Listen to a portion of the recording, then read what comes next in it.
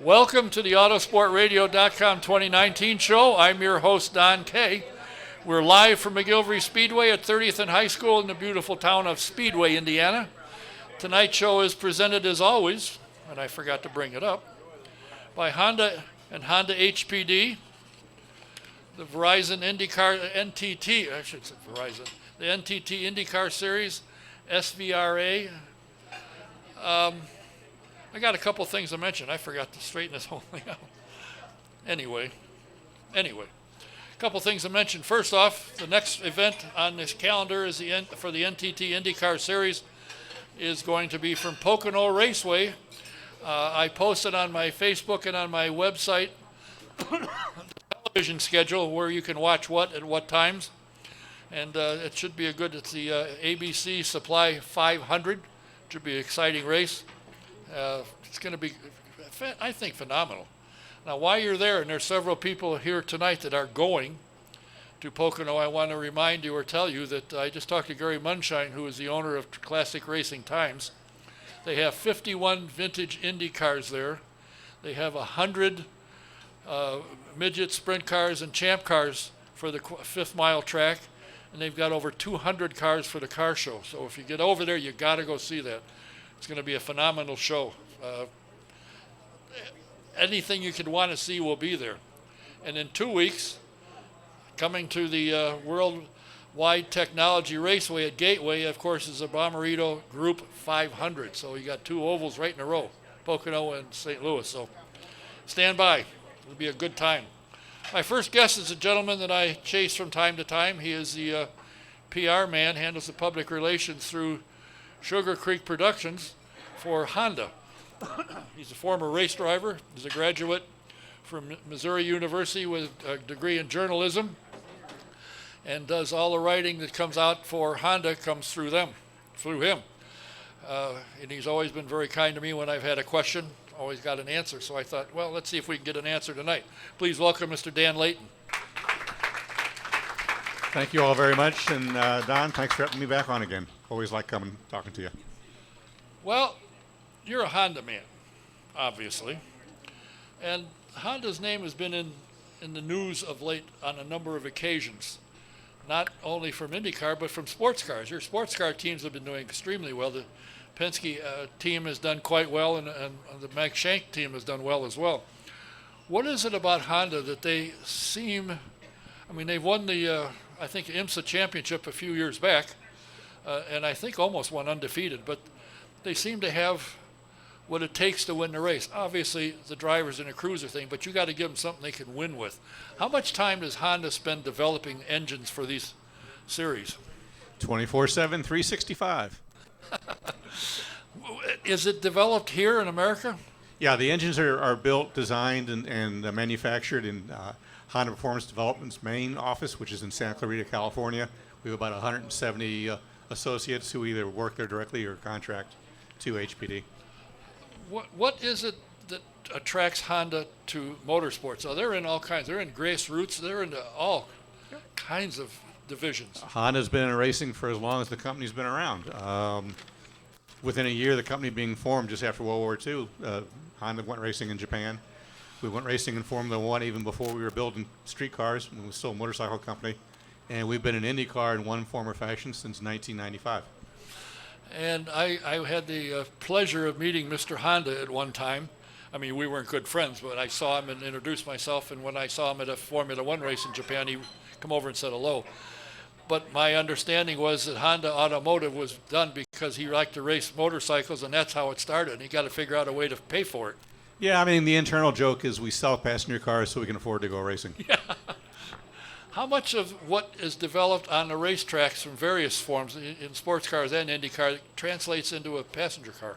A fair bit, even more than you expect these days. Direct fuel injection, which is now common in passenger cars, came about in racing about 10 years ago. That's probably been the latest thing. Hybrid technology is the newest. That's ongoing. We'll see that in IndyCar here, starting with the next engine formula in 2022. Now, there is a new engine coming, and it was just released that there's going to be electric involved in it with the powertrain. Is that something that Honda went, oh, really? Or has that something they've been working on for some time? Well, we haven't been working on the racing side. That is a relatively recent development. The talks there have been ongoing for some time now. On the passenger car side, that's part of our long-term goals, is to increasingly electrify the production line of the passenger car vehicles. Our goal is to have, I believe, 75% of the cars carrying some sort of hybrid technology by 2030. I have been told by somebody who says he knows that it sounds great. You got an electric car. Wow. Well, it's not an electric car. It's a hybrid energy recovery system. Okay. So it's an electrical component to the car. But you still have to charge them, if I'm not mistaken, because they Well, only. the engine and the brake system, depending on if it occurs or how you recover the energy. Right. There's several ways to recover it. Well, that's You fun. can compare it to an alternator. An alternator recharges your battery, correct? Right, right. Well, a hybrid component to a car, whether you're getting the power off the brakes, off the turbocharger, or however you're harvesting the energy, goes back into the engine to help power the engine. Well, I had said, your engine's running. Can't you charge the battery while you're working? He said, no, we work off the brakes. Well, you're not on the brakes all the time. You're off the brakes all the time, but you're on and off and off. And again, that's only one way of recovering energy. Yeah. There's other ways as well. Well, I wasn't aware that had been developed to that point. I didn't know that. The success that Honda has had in the last 3 or 4 years, 3 years probably, has taken a lot of effort. I know when Art St. Cyr was there, it did a lot of development and a lot of work on the engines, and it took off, and you won some championships. I think you're leading now by a fair amount, not a walk away, but you're doing, on almost every race you're in the top 5. You got at least 2, and sometimes 3. What?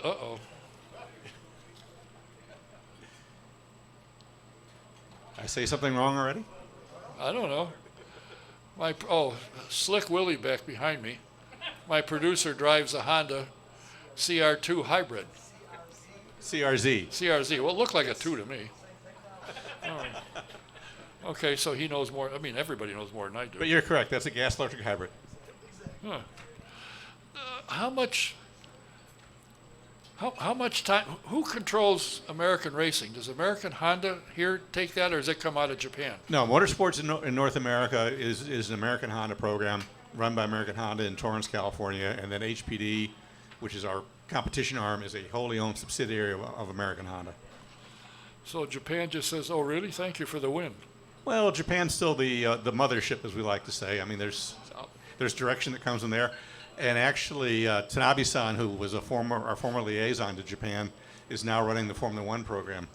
And, we've had our first victory in Formula One in quite some time this year under Mr. Tanabe's direction. So there's a lot of back and forth between Japan and the U.S., but at the end of the day, the IndyCar, the IMSA sports car, and on all our American programs are just that, American Honda programs. Isn't it a shame that somebody ran their mouth in the development, and as a result, the team they have decided to come in America and start running changed engine?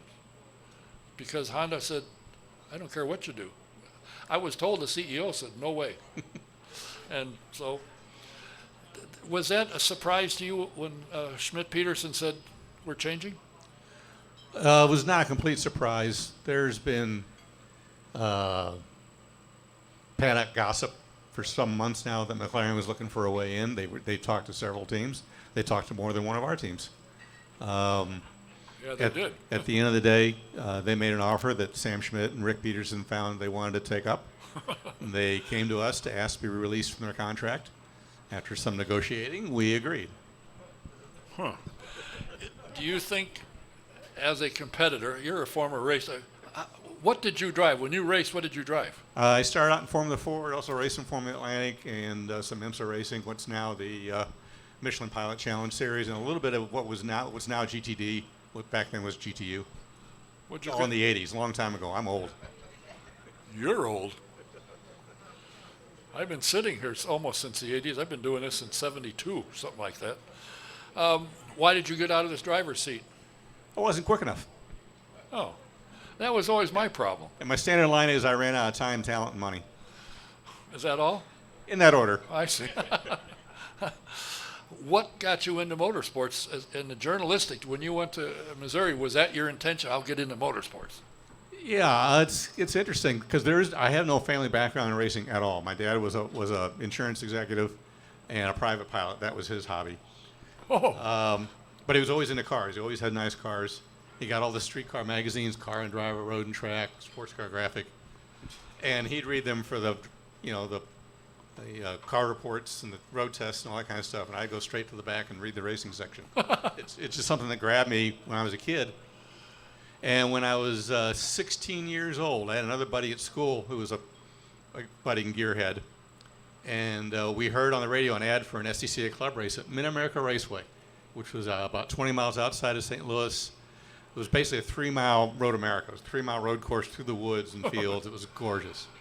So we heard this ad on the radio. We talked to our dads into taking us out. It was basically a 3-mile Road America. It was a 3-mile road course. We get out of the car, we're walking up the hill. Can't even see the racetrack yet. So we heard this ad on the radio. We talked to our dads into taking us shifting out. It was basically a 3-mile Road America. It was a 3-mile road course. We get out of the car, we're walking up the hill. Can't even see the racetrack yet. So we heard this ad on the radio. We talked to our dads into taking us shifting out. It's a 3-mile Road America. We get out of the car, we're walking up the hill. Can't even see the racetrack yet. So we heard this ad on the radio. We talked to our dads into taking us shifting out. It's a 3-mile Road America. and some of these guys get the urge at 6, 7, 8 years old. That's what I want to do. Did TE ever drive? No, not that he's ever told me. No, I see him on the road, and I think, well, no, I don't know that he does that. To me, having spent 6 years in Japan, having gotten to met Mr. Honda, and I had a Honda car. I had a Honda motorcycle while I was there. I just like what they do, the way they do it, how they do it. And at one time, and I don't know if they still do, they'd send engineers over here, work on developing the engines, and send them back to Japan to work on the street cars. Do they still do that at all? We still do it, but not to the extent we once did. Whereas at one point in time, back in the late 90s, when I first joined Honda, maybe half the race team was a Japanese person on loan for a year or 2 seasons or whatever. Nowadays, it's maybe a half a dozen or so, and they're primarily shop-based in the design production departments. Are the cars designed and built, the IMSA cars, are they designed and built here? The NSX GT3 car was designed and developed in Ohio by Honda R&D in Ohio. So it's a homegrown product. It's the only supercar outside the Chevy Corvette, if you consider the Corvette a supercar, that's designed and built here in the United States. SugarCreek, whatever gave you a name, SugarCreek Productions. What in the world came up? How did you come up with that? Again, in the mid-'80s, I was still racing. Late '80s, I was still racing. But I was starting to do some freelance articles and writing sponsorship proposals for other people. And my racing company was called Layton Racing, and I didn't want to use my name twice. That's clever. Sugar Creek was the creek behind the house where I lived at the time, so I went geographic. There you go. You have an office here? Didn't I see it up off of Binford somewhere, I think? No, I'm these days I work out of I've got a sweet condo up off 86th Street, 86 and Keystone, and my office is at home. I thought I passed somewhere one day and I glanced and I thought it said Sugar Creek, but maybe I was just dreaming. Well, I didn't trademark the name, so somebody else may be using it for something else. Do you work now strictly for Honda? You don't do anything for anybody else? Yeah, correct. I'm a contractor, but I've been a contractor with Honda since 1995, so it's my 25th year. Seems like 30. But yeah, I solely work for Honda. They keep me busy. I've got more work than I can handle taking care of their stuff. I would say so. Yeah. Do you write everything that comes out? Do you have to run it by TE to get approval, or does he say, go, baby, go? TE looks over most things. I'm responsible for all what we call our Pinnacle race programs. There's 2 divisions at HPD. Our Pinnacle division is the Major League sports, the Major League Motorsports. So it's IndyCar, IMSA Prototype, IMSA GT, our Honda Ridgeline, which races the Baja 500, the Baja 1000 every year. Those are our Pinnacle programs, and that's my responsibility, is PR for those efforts. Then we also have a commercial division. This is where we sell cars and engines and parts to club racers, entry-level pro racers. So this is like everything from the Michelin Pilot Series and the World Challenge on down to SCCA club racing. And there's a guy named George Harmon who's in-house at HPD, and he handles PR for those programs. Seems like somebody's busy building Honda engines, little ones you can carry in a suitcase to the big ones that power the IMSA cars and the Indy cars. Yeah, we produce right around 100 race engines a year at HPD, just for the Pinnacle programs alone.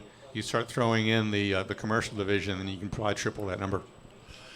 You know, the thing that interests me, a couple of years back when Honda was the only one supplying all 33 engines for 500, and they supplied for all of them, actually.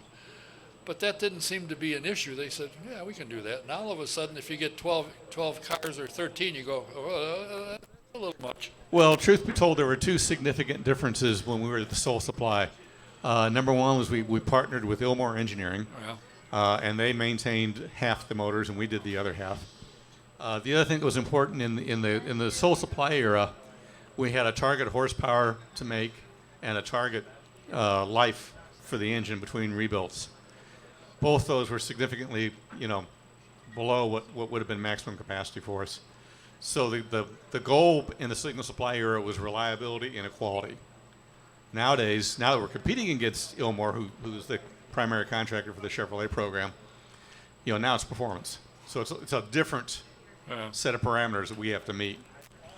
I asked when Chevy came in, and Honda had some engine problems, not a lot, but they had some, which they never had before. And I said, what's the problem? I said, simple. Before we had them all, we could down-tune them a little bit. But now we're against somebody, we got them full bore, and sometimes they don't last. But they've solved that. Correct. And well, there's been issues in the past. Chevrolet had a few issues last year as well, and it ebbs and flows. And it is just because of that. We're always trying to find that little edge. We're talking less than 1% difference between our engines and Chevrolet's engines. It's a really competitive formula right now.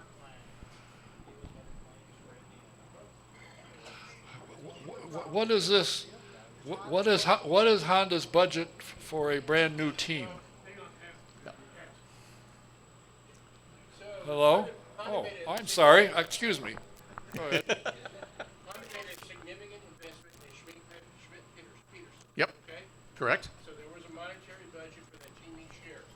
For 2020, is that budget available to a brand new IndyCar team?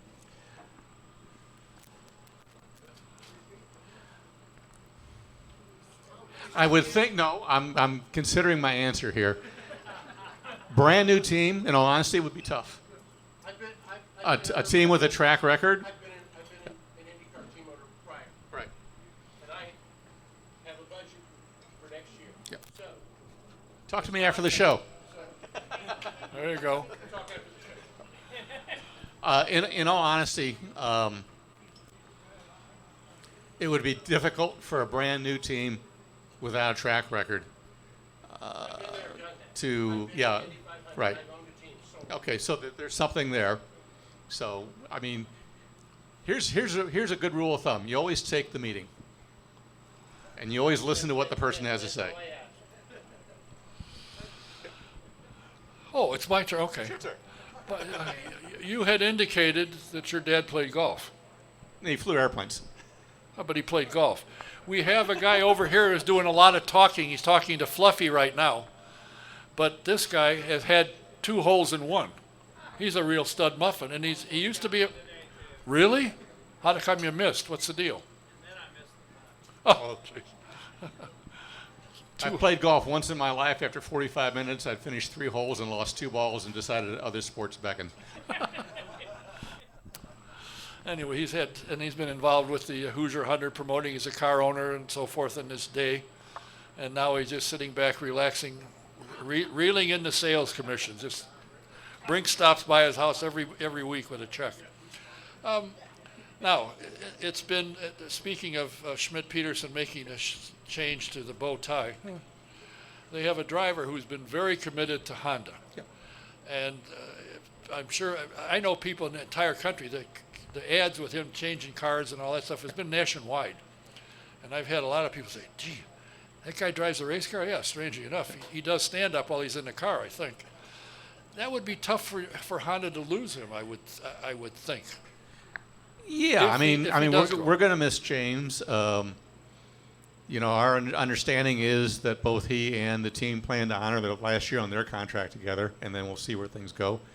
But he hasn't been he's been a Honda driver for most of his career. Yes. He's gotten most of his wins with Honda. Yes. but there was a point in time when he was a Chevrolet driver. He got his first win with the Chevrolet engine. Yeah. We welcome him. We welcome him back, and if we get the opportunity to welcome him back again, I think we will do so. I mean, I'm speaking a little out of school here because that's not my call, but I think James has made a home for himself at Honda, and we don't forget that. Plus, I got to think Honda Canada is going to be upset because they support him quite heavily. Yeah, but in that case, that's an agreement between Honda Yeah. Canada Oh, and yeah. James. Oh, yeah, no question. But I think I have been trying to keep TE up on how many people I've referred and have bought Hondas. I think I was at 23, and I saw him somewhere. I said, "USOB, you got me in trouble." He said, "Why is that?" Well, I watched your commercials. I bought 5 Hondas because of you. And he just cackled. Did I see you on the floor at Honda Fishers when I had my Ridgeline in for service last week? No. You know, it is the PR part of motorsports and Honda in particular. What you expected when you were going to college, you said, I want to journalism, I want to write, I want to be a sports writer. Is it what you thought, or is it more than you thought? Actually, when I went to college, I was going to be a political writer. I was interested in politics at the time, and I was going to be a club racing Formula Ford guy on the side. I see. Just have fun racing my Ford for fun and games. But then what happened was, once I put the money together, bought my old 8-year-old clapped-out Formula Ford, and actually won some races with it. Wow. I decided I want to be a race car driver, and the hell with the rest of it. Spent the next 10 years of my life trying to be a race car driver. Well, I thought about being a race driver when my former co-host Gary Lee owned Whiteland Raceway. Come on out, we'll run. So I go out there. He'd give me a lap lead.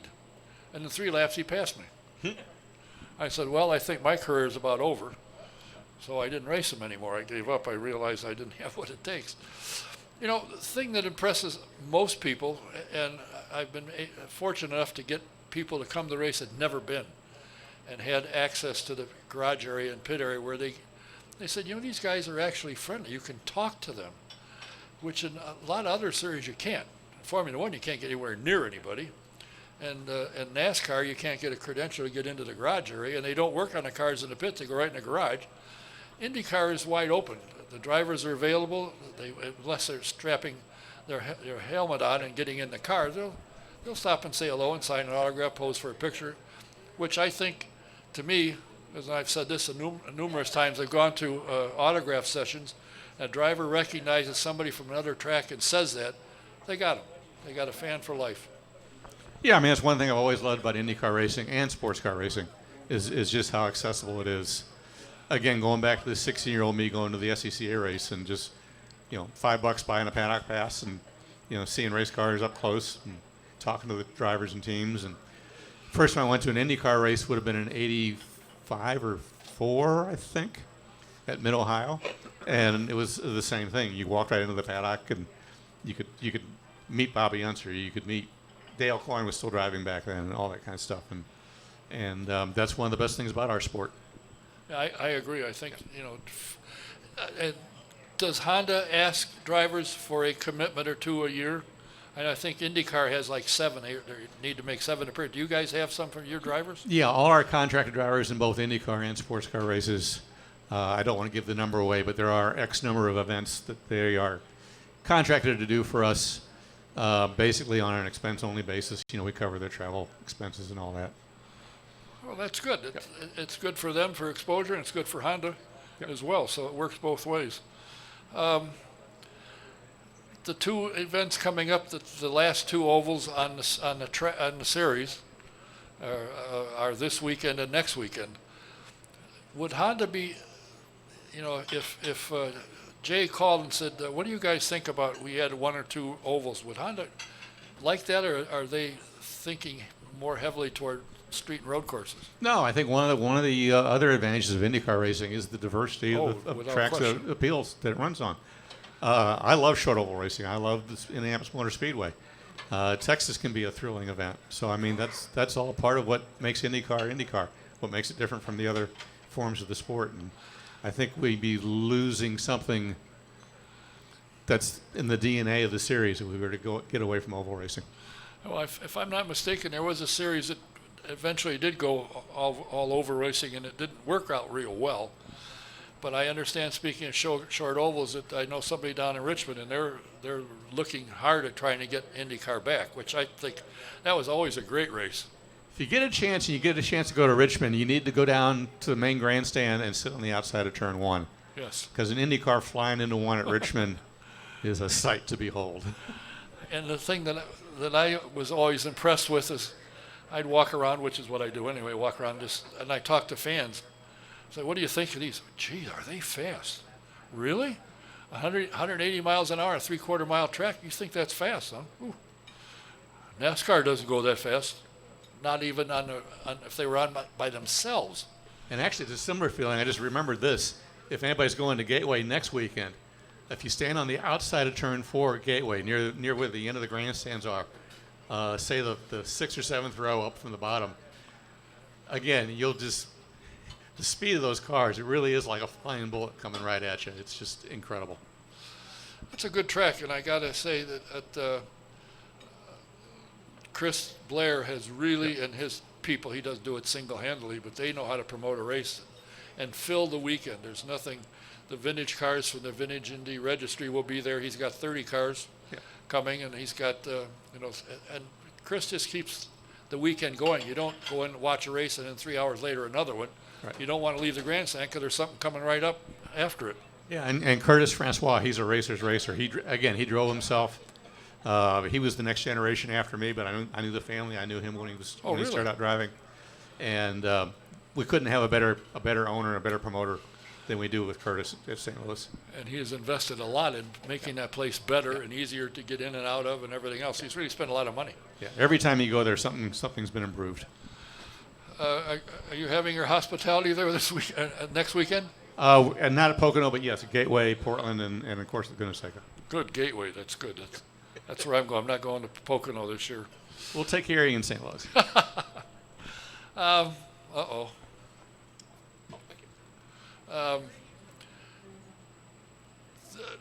The competition, I think, is good, and I think, the team of drivers that you have, keeping Andretti, which would have surprised me if he changed, although he said that a year or two ago, and keeping in Alexander Rossi, I think, is critical, because that kid's going to be, I think, a champion number of times, and he's going to win the 500. I would suspect at least 1 or 2 more times.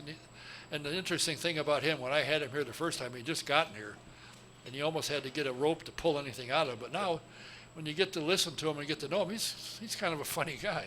Well, he's hanging out with Hinch and Connor, and I think they're wearing off on him. That's the problem. Yeah. I've heard that. And somebody lives in their neighborhood, and they see Hinch and Alexander going out for a ride. He went, oh boy, here we go. Yeah, there was a pool party at Hinch's house on Sunday, and I understand the police got called at some point. That's the rumor. Oh, really? No. Probably should have been. Anyway, I think the drivers, not that, the Chevy drivers are bad, but I think Honda's got a good team of drivers and teams, because the drivers like the quarterback, but they got, 15 guys working on the cars and all the stuff that's involved in it, and it shows. Honda's really stepped up the program. Yeah, I mean, we're very happy with the way the program's been going. It can always be better, but 6 wins. We won half the races this year. Chevy's won half. We're leading the championship. I think we've done 26 out of a possible 39 podiums this year. Is that all? Yeah. Oh, jeez. I'm sorry to hear that. And you have to just marvel at Scott Dixon. Yeah. What he can do. Scott's the man. And I remember him. Did you know him when he first came here? I can't say I knew him well. I knew who he was when he came over to do Indy Lights. I've known Stefan Johansson for a long time, and Stefan obviously mentored him right from the get-go. And I've learned to respect Stefan's opinions on a lot of things, and driver talent is one of them. Well, when he first came here, I'm sure Stefan said, well, no, wait a minute. This can't happen. But it did for a while until he – and, of course, Emma has got him going on the straight and narrow. He's got 2 1/4 kids now. Yeah, he's going to be a busy guy here in another couple months. Yeah, you're not kidding. Well, I'm looking forward to because I have NBC Gold, So I'll be watching the practices, and qualifying, of course, I think is live on NBCSN for qualifying. Of course, the race is on. So we'll keep in track of what's going on, and I like that. The only thing I'm disappointed in is the USF 2000 and the Pro 2000 aren't televised. But if you go to IndyCar, if you go to racecontrol.indycar.com, it's there. I didn't realize. I just stumbled on it one day. I thought, let me get the timing and scoring, and voila, there it was. Yeah, they've been there all year, and you're correct on Pocono. NBC Gold will have everything from the first practice on Saturday morning, and both qualifying and the race will be on NBCSN. Yes, and it's only a 2-day weekend. Correct. Yep. So everything be a lot of activity. It's Vintage condensed. cars, everything. There'll be a lot of action going out there. And there's some folks over here who are going. Good. They'll be in We'll see you the there. stand. I saw the shirt. Yep. Really? But you drive a Cadillac. Well, he's got money. If you need any help, just see Steve. Well, I appreciate you taking the time to stop by here. It's been, I think, a year since you were here the last time, and it took me a lot. I had to beg and squeal and everything to get them here. But good luck to Honda for the rest of the year. Hopefully they'll come out with a championship. I think Alexander's, 6 points behind right now? Something like that. 16. 16. Well, I knew there was a 6 in there somewhere. He's got plenty of time with the double points for the last race of the year. Yeah. Who knows? I expect both Alexander and Scott to be in the thick of the championship going into Laguna. I have no doubt. Well, good luck this weekend and then the rest of the season to Honda and all the Honda teams. And thanks for being here. Okay. Thank you, Don, and thanks everybody for coming out. Dan Layton, PR Director for Honda. My next guest will be on her way up here. In the meantime, I will mention to you that August 23rd and 24th, the cars of the Vintage Indy Registry will return to the Worldwide Technology Raceway at Gateway at Madison, Illinois for the second annual edition of the Open Wheel Icons. The Vintage Indy cars will share the oval with the NTT Data IndyCar Series over the Bommarito 500 weekend. Over 30 legendary cars are expected in the fan-friendly Vintage Indy paddock. Early entries include the 1972 All-American Racers Olsenite Eagle of Bobby Unser, Joe Leonard's 68 Indy pole-winning STP Lotus Turbine, and Johnny Rutherford's 97 Bud McLaren. Several 500 drivers are expected to be in attendance, and behind the wheel of these historic machines. The Vintage Indy Registry prides itself in the slogan, Driving Indy Past into the Future, by connecting new and young fans to the history of all things Indy. Tickets are available at the Bommarito for the Bommarito 500 and can be purchased at www.traceway.com. And if you own a bike, you got to come to McGilvery's. Wednesday night is bike night at McGilvery's. Starts at 6 o'clock. Ride over here in your two-wheeled mobile and join a bunch of other bike riders and see what it's like to hang out. You'll enjoy it. If it's time to get new insurance for your home, your car, or commercial property, do what I've done. Go to VP Insurance. They're located at 5004 West 16th Street in Speedway. Talk to Mike Pardee. You can call him, get an appointment, find out what he can do. His number is 317-248-0070. That's VP Insurance in Speedway. And if you wonder why do these guys and gals love driving Indy cars, well, find out for yourself. Take a ride in a two-seater with the Indy Racing Experience. You will find that there's nothing like it. Make an appointment or book a ride by going to IndyRacingExperience.com, and in the promo box put SJ1. You get a 50% discount, or you can call Shonda at 317-243-7171. Get yourself a ride. You will absolutely love it. And do you need stitches? Any kind of stitches? Okay. Stitching. Go to Stitches 2 on Gasoline Alley. You can call Fran and find out what you can do, what you need to do to get it done. Give her a call at 317-271-3444. My next guest is a young lady that I chase around, not literally, to get her here. Oh, wait, I beg to differ on that one. I've known her since she was a wee kid working for Fred Treadway at Treadway Racing. Twedway Racing. Twedway Racing. Then she went to Yes. IndyCar and was there for quite a number of years. And when she left, they had to hire 6 people to replace her. She started her own business, Grand Solutions. It was consumed by John Lopes and his group, whose name escapes me at the moment. Stark Taylor. Yes. And then when Indy Racing Experience purchased a new company, they brought her on board as a vice president of marketing and business development. And the new business they have is called Experiential Events Group, yes. Events Group. Formerly Richard Petty Enterprises. Yes. How's that for easy? Please welcome our friend, Ruthie Forbes. Well, hello. How is everybody? What's shaking? How many cocktails are we in yet? Anyone? Anyone? Ooh, 2. Good on you, girlfriend. Let's make it 3. So how you doing? I'm good. How are you doing? Better than I expected to be. Well, that's a beautiful thing. How are things at Experiential Event Group? Ooh, we are busy. So we, part of what we do is we're an extension of Gateway Motorsports Park, which is now Worldwide Technology Raceway. Who's going? Who's going? Okay, so the good news is Dan Layton is from St. Louis, so he knows all the good hot spots, and he's buying, right? I thought I heard you say you're buying? You're buying, right? Okay, all right, it's a beautiful He's thing. buying for you, not for... No, just go see him after. We'll work this out. We'll work this. Party at Dan's place. No, that's awesome to see. I'm glad everybody's going to go. It's an awesome event. Last oval for the season. Last oval for the season. That's terrible. Do you believe that? Yeah. So how's the bus thing? The last time I talked to you, I almost had the fourth one full. Yeah, we're getting there. We're almost to 100. So if you want to hop on board, now is the time to do it because I'm probably going to shut it down after 100 because y'all get rowdy on the buses. Oh. Last year we had an incident on the way home at like 2 o'clock in the morning of people at a rest stop getting a little too happy. So just saying, now's the time to get your bus trip ticket. Because if I don't get at least one report of someone behaving poorly on the buses, I'm going to be very disappointed. Come on, people. Work with me here. So that means on the bus they bring snacks. Yes, we have And they snacks, bring we water. have water. When you get to the racetrack, and I will say it's a long drive and it's a long day, but it's great because you're chauffeured. You can bring blankets, pillows. You can make a nest. Your own we've cooler. You can bring your own cooler. We'll have snacks and stuff on the buses. We usually play footage of last year's race on the buses. And then when you get there, you can scatter and run and go do your thing. We have gift bags for everybody that have got all kinds of things, hats, programs, things like that. And then you can have your wonderful day. And then about 30 minutes post-checkered, we typically load everybody up or pour everybody in the buses, depending on how they're feeling.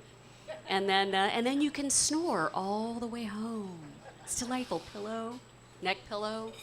Mm-hmm. Well, how did you was Experiential tied up with Gateway when they first took it over, or did you guys kind of weasel your way in? Because you're good. I always weasel my way into things. Are you kidding? That's what I do. Who doesn't want to weasel into things? Thank you for that vote of confidence. So I've had a relationship with the folks from Gateway for quite a while. I was actually, who all went to the Gateway race way back in the day? See, wasn't it awesome? So we established some contact with Chris Blair. Is a great, wonderful person. So is Curtis Francois, and they know how to make an exciting day for the fans. Not just the racing on track, because we all know the racing product is fantastic there, right? You can't beat an IndyCar Gateway. But it's everything else that makes a difference. It's the tailgating, it's the partying, it's the midway, it's everything they've got going on. And they try so hard to make it an amazing day for you guys. And I'm laughing because I'm working on the pre-race show right now. And Chris keeps calling and saying, add more, blow up more things, add more music. I want Kid Rock. So, he thinks about all the things that make the experience great for you guys. And so it's been kind of fun to add all kinds of things. Who here's a hockey fan? Hockey fans? Hockey fans? So I can't confirm nor deny, but the Stanley Cup might be there. We might have a few players out to enjoy the day and enjoy the race. Graham's got some really good friends with the Blues players. So I think we're going to have a contingent out to kind of enjoy the weekend and say hi to all of you. So it's been fun. It's been a great ride. They're wonderful people to work with. They try very, very hard to make your experience the best it can possibly be. They want you to keep coming back to St. Louis, and they want to keep adding more things to keep you entertained and keep you happy. And it's fun to brainstorm and think of all the cool things we can do. Yeah, but that's only part of what you do. I forget St. Pete. Yeah. I was talking to Scott, and he said, "Oh, you see that thing, the two-story thing, that's Oh, ours. Yeah, yeah. You guys provide hospitality at all the events, I think, don't you? So did anybody see the announcement that the SRO, the Blunt Pound World Challenge Series, is going to be in Indianapolis next year for their finale? Yeah, you have to come out and party with me. This is going to be good. No, we're going to have all of our hospitality. We do a lot with the SRO series. They're wonderful people. Stefan Rattel has got kind of a really good grasp on what he wants to take from the European Racing Series and bring it to the United States. So that's been a kind of a cool adventure. We've been doing all their hospitality. So it's neat to go and see all the different sports cars and the different teams. And it's funny because, you laugh. It's different paddock, but it's the same faces. I mean, everybody kind of goes from one event to the other. And so it's a lot of the same faces and a lot of the same people that you have seen or that you know. So it's fun to go watch. Did anybody go to the vintage races at Indy? Yeah. Yeah, wasn't that awesome? Yeah. Again, a lot of the same faces, a lot of the same people. So it's cool every now and again just to kind of get out of your box and see something different for a change. So when tickets go on sale, please come out and visit me. I'll be sad if you don't. We'll be there. You'd better be. Yes. Among other things, The question is, will he be there? Because he keeps sneaking up Hopefully, behind you and bringing no. pieces of paper. So if you're not there, No. then I'm crushed. No. Okay, good. All right. He's got to stay back and cut the grass. In the apartment complex. This is only part of what you do, though. Oh, yeah. You have people like Jimmy Kite doing demo rides for Yes, we do. whoever. You have vehicles that are used in movies. Mm-hmm. You have that you do stunts for movies. I just did a ride and drive 2 weeks ago on an aircraft carrier out in San Francisco. Really? That was wicked. It was the new Jeep Gladiator. So we did. It was a program for basically celebrating heroes in the military, and so we did all the trucks and all the vehicles up with paint schemes to match the planes, and it was awesome. We trying to set up one of those huge stability ramps on an aircraft carrier is not dull. Just gonna say that out loud. Don't jump. Don't look down. Yeah. No. It was very cool. It was a neat event for Jeep. We had a lot of fun. Now your office is here. Do you see it that often? Yes, I'm in the Delara building. Yeah, I know you are. But are you there in the I could Delara? I could talk about what's happening in there, but I might be shot. So no. It is beyond secure in there. You walk in the front doors, and I mean, you can set off alarms. It's crazy in there. I got all my stuff spread all over my desk. Like, hey, take it. So proprietary. So whom do you do ride and drives with? Or are you with Jaguar or what? So did anybody go to Mecum in Indianapolis this year? No. The Mecum auto auction? Anybody go to Mecum? May? Yeah, so all the Dodge Thrill rides, that's us. So we have a fleet of, this is where my Mark will step in and tell me I'm wrong. I think we have around 30 to 40 full-time drivers that we keep on staff. Jimmy Kite's one of them. We've got a lot of professional drivers that do thrill rides for us. We do all of Fiat Chrysler's ride and drive programming across all their platforms. We do a lot of their Tier 2 experiential stuff across all their platforms. So yeah, we do all kinds. We do a lot in NHRA. So you'll see us around in NHRA all the time. We do a lot with Pennzoil. So it's funny because you'll see us, but you have no idea that it's us. So like Ferrari Challenge, we do all of the logistics and operations for Ferrari Challenge. You just have no idea that it's us. We're very sneaky. Because it's smooth. It just goes smooth. We just slide under the radar. Oh boy. How big? Now Scott told me this, and I can't remember what he said, but since they've acquired Experiential from Richard Petty, it's grown quite rapidly. Yeah, quite a bit. we just added on, frankly, a new division we're developing. We source so much talent for events. So you got to have a product specialist that can talk about a car and the ins and outs of the engine and the ins and outs of everything, but she's still got to look fancy pants. Oh boy. Smoking hottie pants. So yeah, I mean, it's a thing. So we That's you, provide so Fluffy. many. You're hired. That's So fluffy. we have to provide those types of individuals, as well as people that can run hospitality programming, people that can do operations and logistics. So we've started a new talent division within the company that actually will supply talent for all kinds of things. So if you've got an event and you need people that you need to come out and work, we've got the staffing for it. Good. We have about 300, what I would call full-time, they work solely for us, people that actually go out and do event production and events. I've been suggesting for some time that they hire two of your people, gals, put them, 4 of them actually, 2 of them at Penn Station and 2 of them in Philadelphia, whatever that station there is. Put up a big, huge flat screen, show the action of the cars, and have these gals in fire suits cut off and hand out schedules. They don't do it. They Are don't you do providing the fire suits?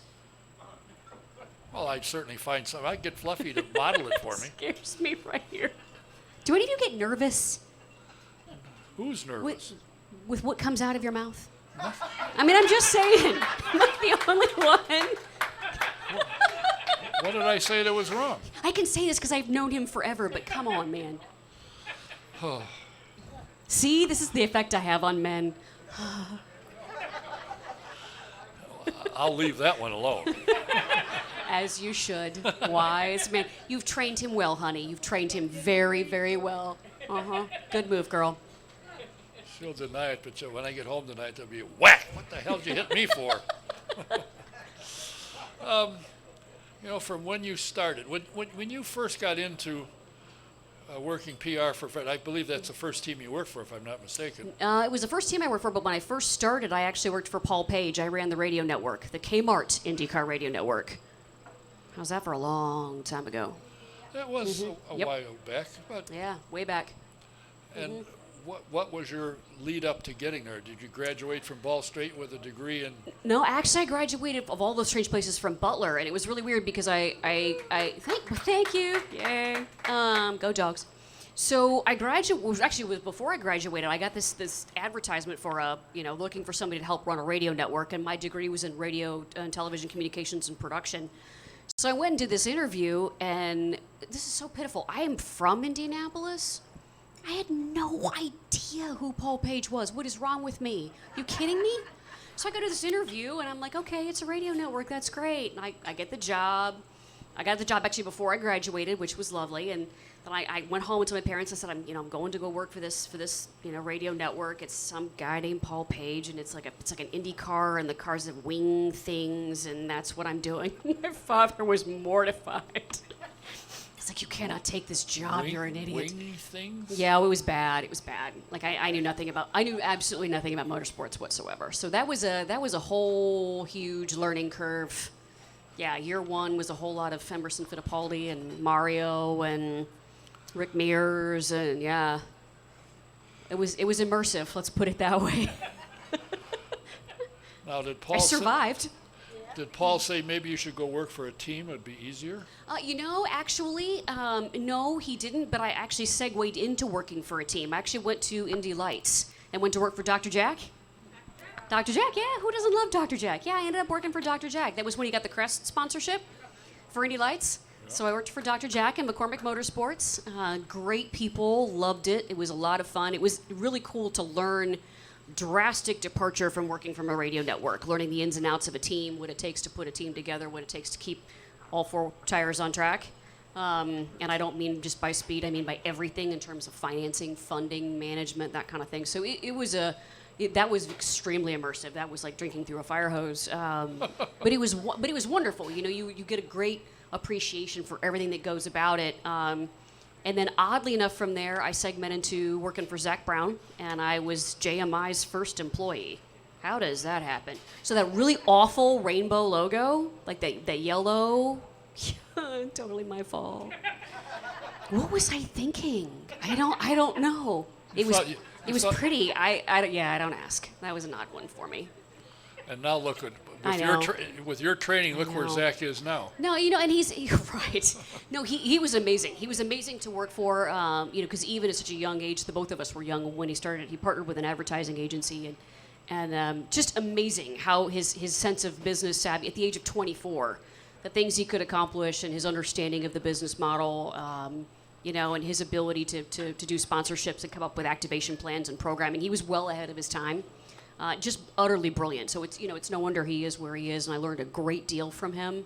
And it was an awesome experience, truly was. And that's kind of when I segued from that career into Treadway. So back to the team side. Speaking of, I didn't realize you had worked for Dr. Jack. I know. Oh yeah.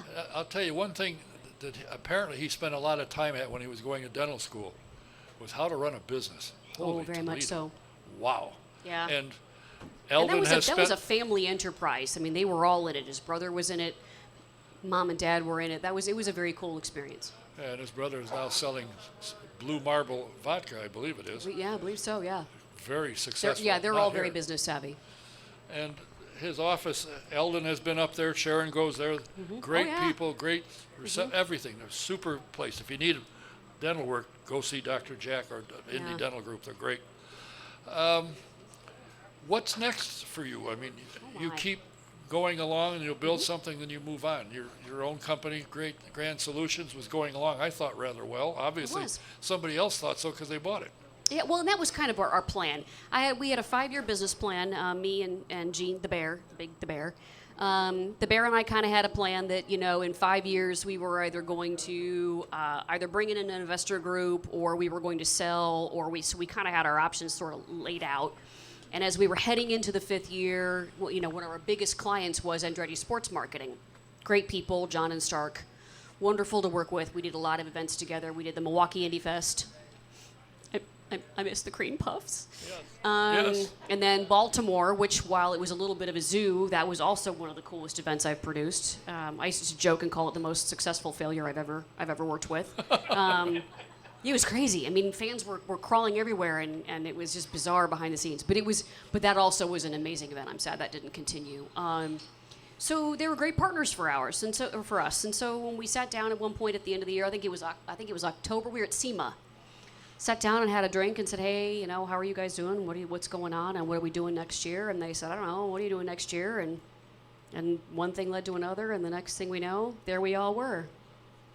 They needed PR staff and I needed creative services, and so it's all just sort of worked out for the better. It was great. What's John doing now? I know they bought. So LST Indianapolis still exists. So Grand Park, has anybody been to Grand Park up in Westfield? No. It's beautiful. Yeah, Grand Park. So LST basically manages and operates and does all the sales for Grand Park in the city of Westfield. So that's wonderful. So that's what he's got a lot going on there. And then they bought Roger Staubach's Staubach, agency that's what it was, yeah. in Dallas. So PPI Dallas is now LST Dallas. And that's where Stark is. And they do a lot of, it's basically, it's talent brokering, talent booking. So it's, if you want an NFL player to come out and do, a speaking engagement or an autograph session or things like that. So the old Mazda Heisman House commercials, that was all sourced and supplied by LST Dallas. Huh. So they've got a great business model out there. Huh. Yeah. Is John in Dallas or is he here? He's here, but typical John, he's all over the place. He's always knows kind of how to find the next deal and how to make the next deal. So he's usually traveling on the road and He's figured and out. trying to figure out where the next amazing, fabulous, fantastic idea is going He's to be. figured out a moving target's hard to hit. Yeah, it's very true. This is why I keep dodging and weaving. I see. Is Jimmy still working for you full time? I think he told me he doesn't do as many events now that he's gotten married and he has a graphics business. So he what and his happens wife. when you get old? Well, you get what? When you get what? Old. Oh, geez, don't talk about See, I can old. say this because I'm older than he is, so it's like pot calling the kettle black. What, a week? Yeah, close. Yeah. Speaking of old, look at where'd Fluffy go? Well, never mind. I guess she did You get scared old. her. She need to get She oxygen. ran off. Oh, okay. Oh, she has a birthday this week? Oh, I love birthdays. Hey, Tom? No, you're not talking to Fluffy. Never mind. Oh, birthdays are the bomb. Oh, Fluffy and back having a puff. Happy Oh, birthday. happy birthday. I love birthdays. Please celebrate this entire week or the month. Because here's the drill, people. If you do not celebrate your birthday, when you're like 92, you're going to look back and be like, why did I not make this all about me? Yeah, seriously. I take the entire month of December and it's all about me. In case you were wondering. Yeah, that's what Santa Me. Claus. That's what Santa Claus said too. Totally. It's all about you. And another birthday person sitting here next to Chucky Boobs. Mm-hmm. Nina has a birthday the same day as Fluffy, whatever day it is. And I so owe Nina because I was a terrible person to Nina the last 2 weeks. I have been evasive. But in my defense, I did not know that it was you that was calling, so I feel deeply about that. Nina's going to kill me when this is all over. That's all right. She's, I've been a terrible person. they're both about the same age. They're celebrating the 10th anniversary of their 21st birthday. Nothing wrong with that. I don't even know that I remember my 21st birthday, and that not because of the alcohol. Just that was a long time ago. Yeah. You think it was a long time ago? Wait until you say it's 67 years ago. That I forget. Do you need me to hold you right now? No.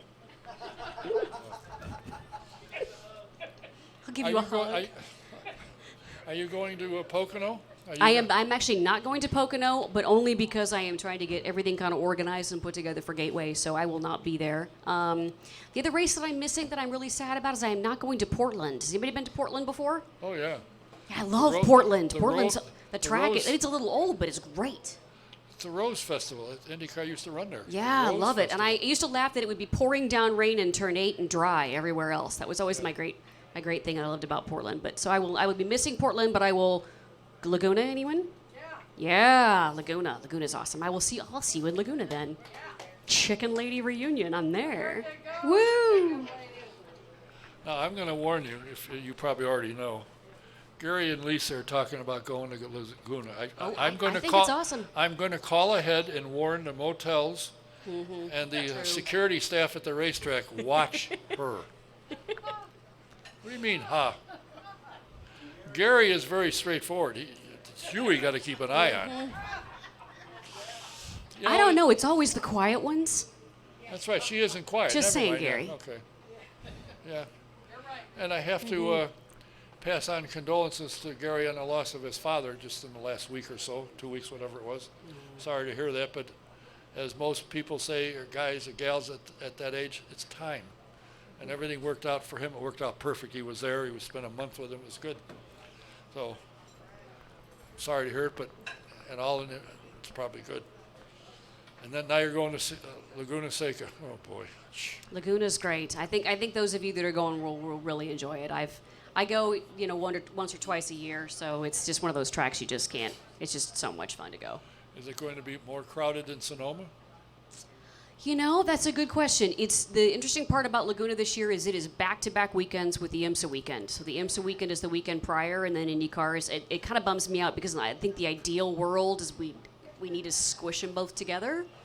If I could really have my way, I'd love to have them both on the same weekend. That would just be awesome. But I don't know. That's a really good question. I know they've been trying really hard, they've been pushing very hard, and they've been promoting very hard. But it's tough in that market when you've got two races on the same weekend back to back, and that's a big sports car market, big sports car town. But you just can't beat an IndyCar going down the corkscrew. You just can't. I mean, it's such a cool feature. No, And it's a great facility, so I'm excited to see it go back. If you want the 2 series to run here, talk to Dan. He can help you put that together. Dan, solve world peace. See? He's on it. I heard him say yes. He'll take care of this. It's Poor easy Dan. to say. I owe him a drink. Oh boy, or 2. Or 4. You still got one sitting, right? I know. I'm haven't working. Will you noticed keep talking? I'm sorry. I'll be quiet. and everybody here says good. Well, don't forget this weekend, the ABC Supply 500 from Pocono Raceway. It'll be on NBC Sports Network. Is anybody having a party at their house? Watch party? Okay, addresses. Let me know. I'm showing up. Just saying. I'll be that girl. Oh boy. Okay. Good. There'll be more trouble. You don't need that. It's always interesting to talk to you. And whenever I see Scott, I say, "You got time to be on this?" Oh no, call Ruthie. Oh, you're trying to get out of something. Yes, said, he "No." hides. And then comes in and says, I told Don to call you. He did too, actually. But he comes in a couple He's times a honest, year. though. He's totally honest about it. Oh yeah. Give him Well, I credit. lie because I'd tell the truth. I'd say, yeah, he did tell me. But he comes in once or twice a year. We chat. He's Chicago's own. How can you not like I Chicago's know, right? own? He's the best. He Good is the guy. best.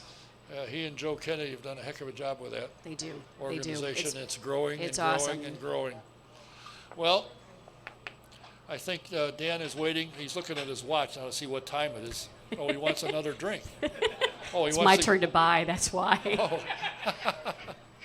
All right, Dan, I'll get you covered here.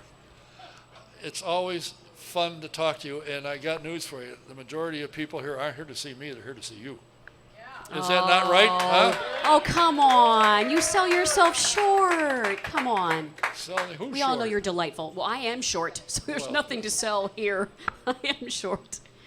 We're all Well. here for you. It's okay. No. no. I just am lucky enough that when I ask, most of the time people say yes. I'm not sure why, but they do.